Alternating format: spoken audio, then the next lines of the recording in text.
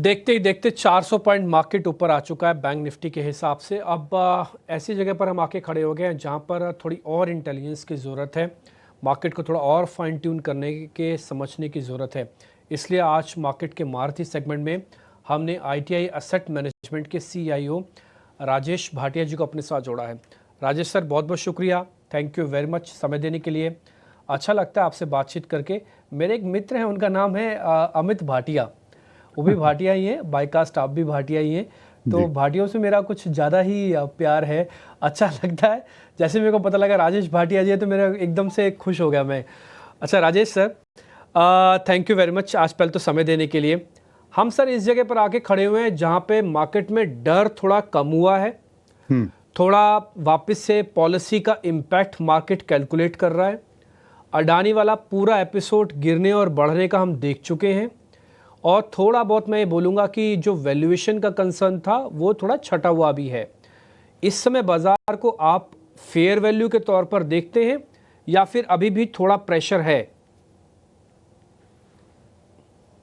एक बाजार को कॉन्टेक्स्ट में रखने की जरूरत है। मार्च 23 से सितंबर 23 तक 18 महीने तक लगातार हमने तेजी देखी। उसके बाद जो निर्णय कॉर्पोरेट रिजल्ट्स के आए उसमें हमने देखा कि थोड़ा कंज्यूमर स्लो डाउन है। बैंक्स के नतीजे सब जगह अच्छे नहीं आए, स्पेशली जहां माइक्रो फाइनेंस का एक्सपोजर था वहां थोड़े NPA बढ़े हैं। रिटेल कंपनियों ने ऐसे पॉजिटिव रिजल्ट्स नहीं दिए। ऑयल एंड गैस में थोड़ी निराशा थी, तो थोड़ा बहुत कॉर्पोरेट रिजल्ट्स में डिसअपॉइंटमेंट था। अब हमारा मार्केट 18 महीने से लगातार तेजी में था, और स्वाभाविक है कि अगर उसके बाद अगर कॉर्पोरेट रिजल्ट्स ठीक ना आए तो उसमें एक करेक्शन की संभावना बढ़ जाती है, जो कि हुआ है। लेकिन अगर आप उसके बाद देखें जो हुआ है, मार्केट ने दो तरफा कंपनीज और सेक्टर्स को डिवाइड कर दिया है। कंपनीज जहां और सेक्टर्स जहां विजिबिलिटी ज्यादा है और जिसके कॉर्पोरेट रिजल्ट्स अच्छे हैं, मान लीजिए जैसे कि प्राइवेट सेक्टर बैंक्स हैं, the largest private sector banks new high बना रहा है।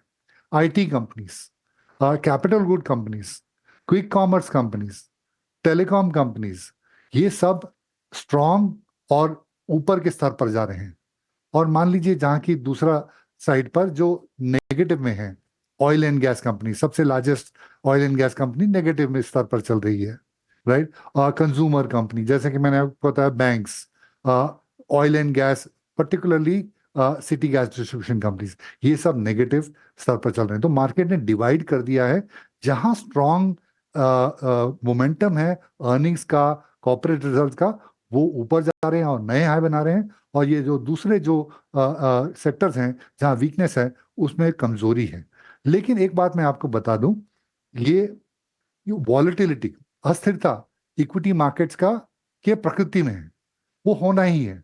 एक एक लाइन में इक्विटी मार्केट्स नहीं जाते, तो उसको एक डाइजेस्ट करने की जरूरत है, जो आज वो मार्केट डाइजेस्ट कर रहा है। तो मैं कहूंगा कि कंसोलिडेशन मोड में है हम, लेकिन स्टॉक स्पेसिफिक और सेक्टर स्पेसिफिक में नतीजे दिख रहे हैं हमको, और वहीं हमें फोकस करना चाहिए। ठीक है, तो सीधी राय कंसोलिडेशन फिलहाल मार्केट्स में आते हुए हम देख रहे हैं, पर स्टॉक स्पेसिफिक और सेक्टर स्पेसिफिक नज़रिया जो है वो पॉजिटिव है। पर राजेश जी नमस्कार, मैं सृष्टि बात कर रही हूँ। देखिए, इस मार्केट की तेज़ी की लहर में कई सारे बीटन डाउन नेम्स भी जो हैं पार्टिसिपेट करते हैं, और फिर से एक बार वो उम्मीद की लहर आ जाती है कि क्या पता अगर किसी ने ऊपर के भाव पे ख़रीदा है तो फिर से वो स्तर आ जाएं, यहाँ पर रिटर्न एक्सपेक्टेशंस हैं। पर जिस तरीके से आप हाईलाइट कर रहे हैं कि कंसोलिडेशन फेज़ है, तो ऐसे में कौन से ऐसे सेक्टर्स पर ध्यान देना चाहिए जहाँ पर एक उछाल अगर मिले तो एक बार आप ट्राई ज़रूर कर सकते हैं निकलने का? कहाँ पर आपको चिंताएं फिलहाल ज़्यादा लग रही हैं? देखिए, थोड़ा ब्रॉड क्वेश्चन हो गया, लेकिन मैंने जैसे आपको बताया, जहां जो ये तो अभी रिसर्च करने का टाइम है। और ये 18 महीने जो एक तरफा लगातार तेजी थी, वो मेरे ख्याल से खत्म हो गई है। तो अब मेहनत करने की का टाइम है कि आपको देखना पड़ेगा कि मेरे सेक्टर या मेरे कंपनी में कितना स्ट्रेंथ है, कितनी ग्रोथ मोमेंटम है, और कैसे वैल्यूएशंस हैं। ये मेरे ख्याल से मेहनत करने का समय है, जहां आप देखें कि आपके कंपनी में अर्निंग्स ग्रोथ है, विजिबिलिटी है, जैसे कि मैंने सेक्टर्स आपको बताया, quick commerce, private banks, telecom, capital goods, ये अन्य सेक्टर हैं जहां अभी भी अर्निंग्स ग्रोथ काफी स्ट्रांग है। और ये सब सेक्टर्स, आईटी, ये सब सेक्टर्स अभी न्यू हाई बना रहे हैं। तो मेरे ख्याल से ध्यान हमारा, अगर तेजी करनी है तो ध्यान हमारा यहाँ होना चाहिए। और राइट पर राजेश जी, पीएसयूज पर आपका क्या नज़रिया है, क्योंकि वहाँ पर एक काफ़ी पिटाई हुई है, तो पीएसयू एज अ बास्केट में कोई ऐसा खेमा जो कि आपको फिलहाल पसंद आ रहा हो, जहाँ पे वैल्यूएशन का सपोर्ट हो? तो मैं कहूंगा कि वहाँ दो सेक्टर मुझे अच्छे लगते हैं, और एक पीएसयू एक ब्रैकेट है, लेकिन मेरे ख्याल से एक अलग अलग बिजनेसेस हैं। डिफेंस बिजनेस मेरे ख्याल से काफी स्ट्रांग है, उसकी विजिबिलिटी काफी अच्छी है, और कंपनियां भी मोनोपोलिस्टिक टाइप हैं, तो उसका ग्रोथ रेट रनवे काफी लंबा है। और मुझे ये कंपनियां जो ये सेक्टर में हैं, पीएसयू डिफेंस, वो मुझे काफी अच्छी लगती हैं। दूसरी है पावर सेक्टर में। मुझे लगता है कि पावर का जो ग्रोथ रेट है वो 10 साल 20 साल चलने वाला है। और जो कंपनियां पब्लिक सेक्टर में हैं, उनका cost of capital, cost of borrowing, इसमें सबसे इंपॉर्टेंट चीज जो होती है पावर सेक्टर में, आप किस किस कॉस्ट में बोरो करते हैं। और बिकॉज ये लोग गवर्नमेंट कंपनियां हैं, इनकी कॉस्ट ऑफ बोरिंग कम होती है, वो उनके लिए एडवांटेज हो जाता है। उनके पावर परचेज अग्रीमेंट्स भी ज्यादा ट्रांसपेरेंटली और ज्यादा एक्सेप्टेबल होते हैं। तो मेरे ख्याल से अगर मीडियम टर्म्स के तरफ से देखा जाए तो पावर कंपनीज और डिफेंस कंपनीज, ये मुझे पब्लिक सेक्टर कैटेगरी में अच्छे लगते हैं। Rajesh ji, Mansi this side, good morning. बाजार में इस वक्त जो सेंटिमेंट्स नजर आ रहे हैं, of course long term view जो है वो पॉजिटिव आप बता ही रहे हैं, लेकिन एफआईएस की सेलिंग का सिलसिला और साथ ही यूएस मार्केट और इन्फ्लेशन सिनेरियोज पर आपका एक आउटलुक जरूर जानना चाहेंगे। Is it too early to say, क्योंकि महज 3 दिनों से एफआईएस वापस लौटे हैं, तो वहां पर सेंटिमेंट्स आपके हिसाब से विदेशी संस्थागत निवेशकों को मद्देनजर रखते हुए क्या बन रहे हैं? और साथ ही इन्फ्लेशन कंसर्न्स जो है, देखिए interest rate decision US Fed की तरफ से भी हमने देखे, आने वाले दिनों में क्रेडिट पॉलिसी को लेकर किस तरह के स्टांस बनते दिखेंगे? नहीं, ये आपने काफी अच्छा पॉइंट निकाला है। मैंने जो अभी तक बताया वो डोमेस्टिक फैक्टर्स को लेकर था, जिसकी वजह से बाजार करेक्ट हुआ है। लेकिन जो international risk, global risk Trump के आने से आए हैं, उसको भी एक बार हमें ध्यान में रखना चाहिए। ट्रम्प की पॉलिसीज ऐसी हैं वो चाहते हैं कि कॉर्पोरेट टैक्स कट हो, वो चाहते हैं कि टैरिफ्स बढ़ाएं, वो चाहते हैं कि इलीगल इमिग्रेशन बंद हो, और इनफैक्ट जो इलीगल इमिग्रेंट्स हैं उनको हम बाहर निकालें अमेरिका से। वो चाहते हैं कि बिजनेसेस को हम डीरेगुलेट करें। हर एक निर्णय, ये जो 4 निर्णय मैंने बताया, उससे इन्फ्लेशन बढ़ता है, राइट। और उसका आप नतीजा देख रहे हैं कि इंटरेस्ट रेट फेड काटने के बाद सितंबर में 10 ईयर ट्रेजरी जो यील्ड है या इंटरेस्ट रेट है, वो 3.6 से 4.4 तक गया है। मेरे ख्याल से आज 4.24 या करीबन वहां है, लेकिन 80 बेसिस पॉइंट्स बढ़ा है। तो इंटरेस्ट रेट्स बढ़े हैं, और एक तरह की मेरे ख्याल से घबराहट है कि ये जो इनके पॉलिसीज हैं ट्रम्प के, वो इन्फ्लेशनरी ना हो जाएं। और इन्फ्लेशन अगर बढ़ता है तो इंटरेस्ट रेट्स बढ़ेंगे, और इंटरेस्ट रेट अगर बढ़ते हैं तो वो रिवर्स इफेक्ट देते हैं पी रेशियोज को। जैसे कि मान लीजिए, अगर इंटरेस्ट रेट बढ़ते हैं तो पी को कम होना चाहिए, और इंटरेस्ट रेट घटते हैं तो पी को बढ़ना चाहिए। तो जो पॉलिसीज ट्रम्प शायद लाएंगे, वो हमें देखना है, जैन 20 के बाद ही पता चलेगा।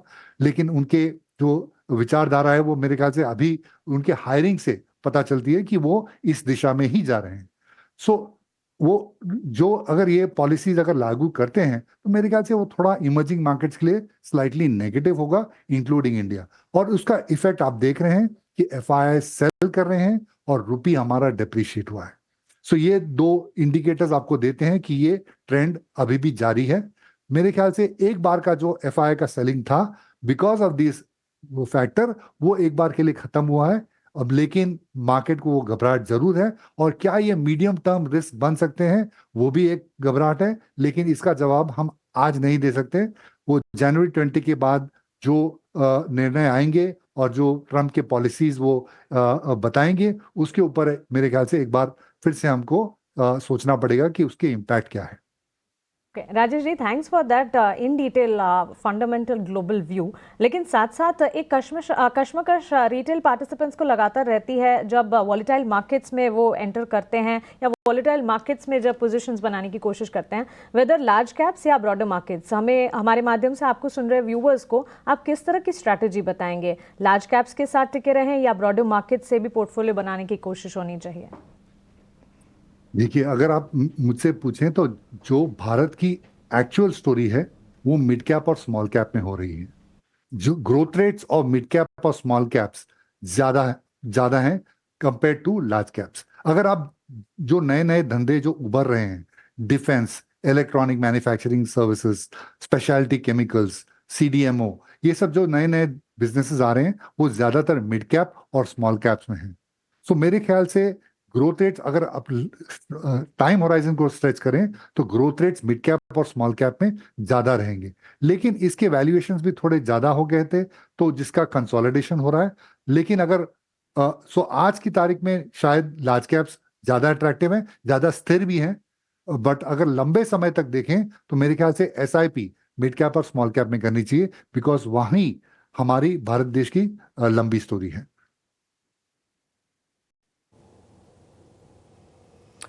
ठीक है। राजेश सर, आपने काफ़ी इंपॉर्टेंट क्वेश्चंस के जवाब दिए और बहुत ही सहजता के साथ फैक्चुअल डाटा के साथ दिए। लेकिन मैं थोड़ा एक एजुकेशन वाला क्वेश्चन आपसे पूछ रहा हूँ जो थोड़ा मार्केट से भी हटके है बट मार्केट से ही जुड़ा हुआ है।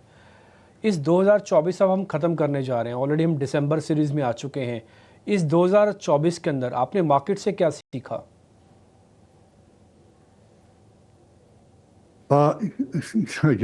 हम तो रोज, मार्केट तो हमें रोज सिखाता है।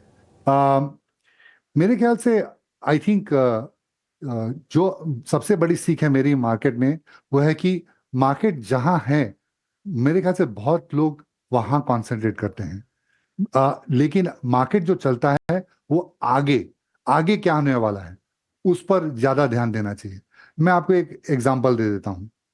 आज की तारीख में आईटी कंपनीज पर काफी लोग थोड़े बेरिश हैं। सेल साइड अगर देखें तो जनरली बहुत बेरिश हैं। लेकिन अगर ये ट्रम्प आता है, राइट, जो आ गए हैं, और वो अगर डीरेगुलेट करता है तो मेरा मानना है कि $4 ट्रिलियन के मर्जर्स एंड एक्विजिशंस होने वाले हैं यूएस में, और इससे बैंक्स को बड़ा फायदा होने वाला है। और कॉर्पोरेट टैक्स भी अगर कटे तो बैंक्स, यूएस बैंक्स को बड़ा फायदा होने वाला है। और अगर आप आईटी कंपनीज में देखें, सबसे ज्यादा कस्टमर उनके बैंक्स हैं, यूएस बैंक्स। तो अगर इनकी स्पेंडिंग अगर इंक्रीज हुई तो मेरे ख्याल से आईटी सर्विसेज कंपनीज को काफी फायदा हो सकता है। और ये एआई लेड इन्वेस्टमेंट्स भी कर रहे हैं। तो मेरे ख्याल से जो आज की तारीख में आईटी कंपनीज को लेकर लोग घबराए हुए हैं, लेकिन आप बाजार देखिए, आईटी कंपनीज न्यू हाई बना रही हैं, लेकिन सेल साइड में बहुत सारे लोग बेरिश हैं अभी भी। सो मेरा लर्निंग है कि मार्केट में आगे देखना चाहिए कि आगे क्या हो सकता है, नॉट कि आज क्या चल रहा है। सो ये मेरे ख्याल से एक इंपॉर्टेंट लर्निंग है।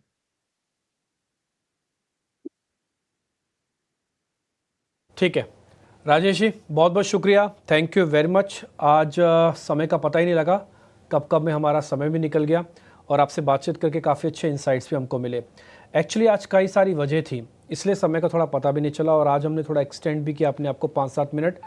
उसकी वजह थी एक तो मार्केट के अंदर अच्छा पार्टिसिपेशन होना, specially in the bank Nifty.